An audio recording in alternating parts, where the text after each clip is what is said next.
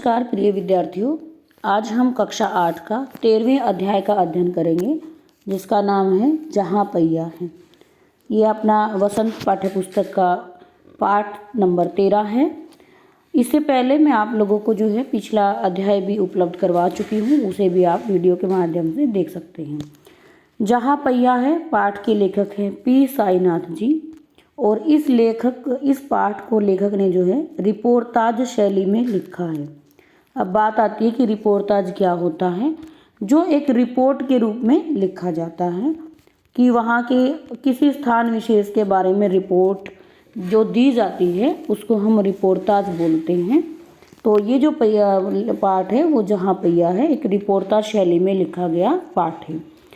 विद्यार्थियों, पहिए से अर्थ आप समझ ही गए होंगे। पहिया जो है साइकिल को भी बोला जाता है। आपको एक चित्र दिखाई दे रहा होगा और चित्र में यहाँ पर साइकिल चलाने वाली एक महिला आपको दिखाई दे रही होगी। तो जहाँ पहिया जो पाठ है वो महिलाओं के साइकिल आंदोलन से संबंधित है। विद्यार्थियों, आप लोगों ने अनेक प्रकार के आंदोलन भारत में सुने होंगे, लेकिन साइकिल आंदोलन आज आप पहली बार पढ़ रहे होंगे। इससे पहले आपने साइकिल आंदोलन के बारे में सुना नहीं होगा, क्योंकि यह एक नवीन नवाचार है। साइकिल आंदोलन जो है बहुत ही कम लोग करते हैं। जैसे भारत ने आज़ादी प्राप्त करने के लिए लोगों ने भूख हड़ताल की है, हिंसा का भी सहारा लिया, क्रांति की है, अनेक अलग अलग माध्यमों से हमने क्रांति पाने का, अपना आज़ादी पाने के अनेक हथियारों को अपनाया है। लेकिन यहाँ पर जो है कुछ मैं आपको बताना चाहूँगी। लेकिन विद्यार्थियों, ये जो आंदोलन है ये सबसे पहले तो महिलाओं से संबंधित आंदोलन है। और महिलाओं ने किसके माध्यम से आंदोलन किया है? साइकिल के माध्यम से। आंदोलन क्या होता है? जब हमें किसी चीज़ में हमें बड़ा बदलाव चाहिए तो उसके लिए हम आंदोलन करते हैं, विरोध करते हैं, चीज़ों का नए नए तरीके अपनाते हैं। तो आइए पाठ को हम शुरू कर लेते हैं। इस पाठ को मैं सुनीता रानी आप सभी के सामने प्रस्तुत करने जा रही हूँ। चलिए पाठ का हम सार देखेंगे। ये जो साइकिल आंदोलन है विद्यार्थियों, ये तमिलनाडु की महिलाओं के द्वारा किया गया था। तो तमिलनाडु में एक जगह है पुडुकोट्टई। इसको आपको स्थान को याद रखना है क्योंकि ये आपसे MCQ क्वेश्चन में पूछा जा सकता है।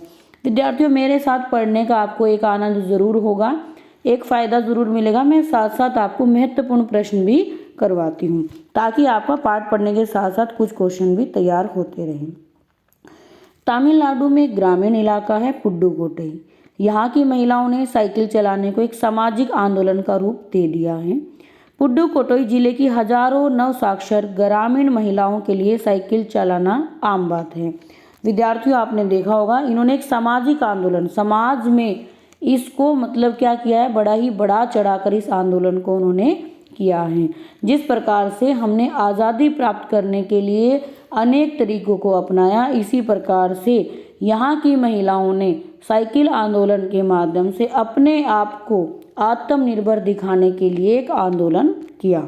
ठीक है विद्यार्थियों, यहाँ पर नव साक्षर का अर्थ देख लेंगे। नव साक्षर मतलब होता है जिसने नया नया ज्ञान प्राप्त किया या जिसने नया नया साइकिल चलाना सीखा हूँ।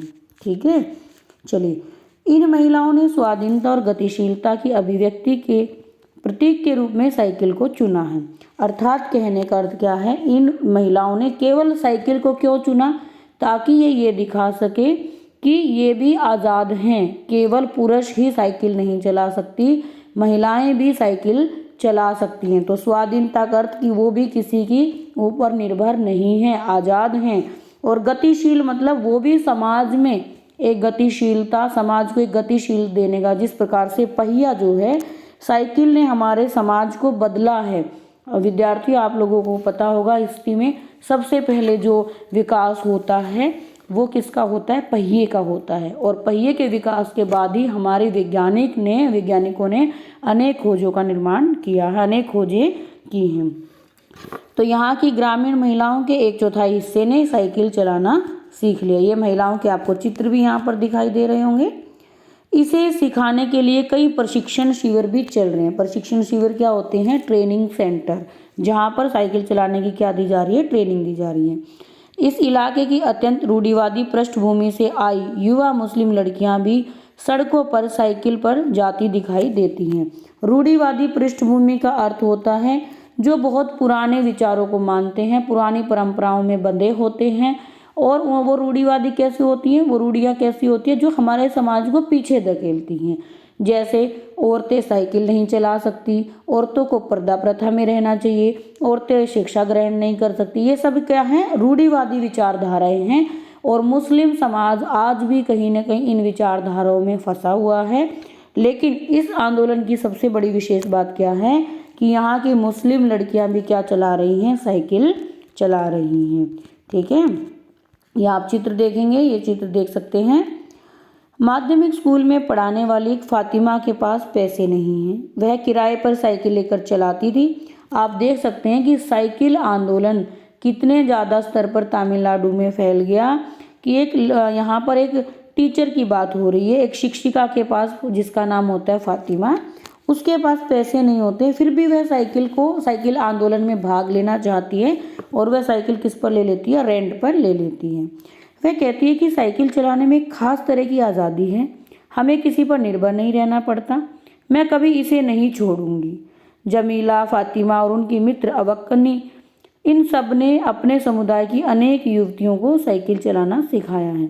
इनके अलावा मजदूर स्कूल की अध्यापिकाएं आदि ने भी साइकिल का प्रयोग शुरू कर दिया। मतलब केवल पढ़ी लिखी औरतें ही साइकिल नहीं चला रही हैं, बल्कि जो मजदूर औरतें हैं वो भी क्या चला रही है, साइकिल चला रही है। तो विद्यार्थियों, आप सोच सकते हैं महिलाओं के जीवन में क्या क्या बदलाव आया होगा। अब आप देख सकते हैं यहाँ चित्र में, ये महिलाएं जो है साइकिल पर कहीं जा रही हैं।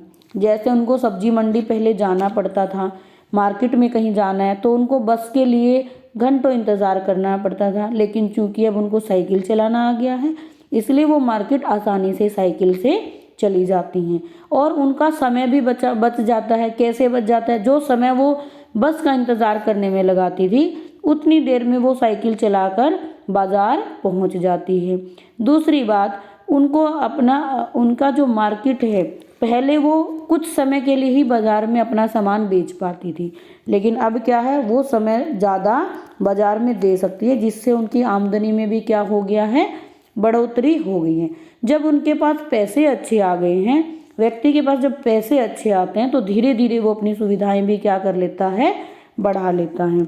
तो जब वो धीरे धीरे यहाँ की महिलाएं विद्यार्थियों क्या हो रही हैं, आर्थिक रूप से भी मजबूत हो रही हैं। विद्यार्थियों, हम इसका पार्ट 2 जो है आगे पढ़ेंगे। तब तक के लिए जय हिंद, वंदे मातरम। आप इन प्रश्नों को साथ साथ कर लेंगे। जैसे आपकी पाठ्य पुस्तक में विद्यार्थियों पहला प्रश्न दिया गया है, क्या आप लेखक की इस बात से सहमत हैं? अपने उत्तर का पहला प्रश्न आपका इसी पाठ से हो जाएगा। पहिया में देखेंगे, साइकिल आंदोलन से पुडुकोट्टई की महिलाओं के जीवन में कौन कौन से बदलाव आए। ये मैंने अभी अभी आपसे डिस्कस किया है, तो इसको आप ज़रूर लिख लेंगे अपनी कॉपी में। तब तक के लिए हम अगले पार्ट में मैं आपको पूरे पार्ट की इसकी कहानी बताऊंगी। तब तक के लिए आप बने रहिए। वीडियो पसंद आई है तो वीडियो को शेयर कर दें। तब तक के लिए जय हिंद, वंदे मातरम।